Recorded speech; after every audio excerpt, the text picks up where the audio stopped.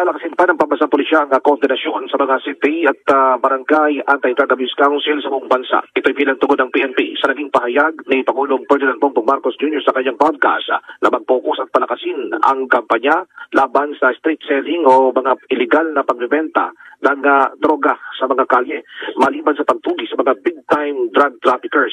Sinabi ni Police Colonel Randolph Tuanyo ang PPI o OIC ng chief ng PNP na gagamitin sa pag-validate ng PNP ang listahan ng mga tulak ng droga mula sa barangay para sa kanilang isa sa buwang bloodless anti-drug operation. Inaasahan ding magsusumite ng kanyang rekomendasyon ang OIC ng PNP Drug Enforcement Group na si Police Brigadier General Jason Capoy kung paano pa palalakasin ang kampanya laban sa illegal na bentahan ng droga. Sa datos ng PNP mula July 1, 2022 hanggang May 17, 2025, sa panahon ng kasalukuyang administrasyon nakakumpiska ng mahigit 43.8 bilyong piso halaga ng illegal na droga.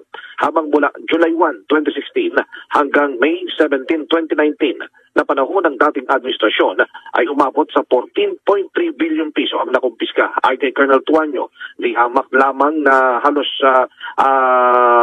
mas malaki ng 29.5 billion pesos ang nakumpiskang droga ng kasalukuyang administrasyong Marcos.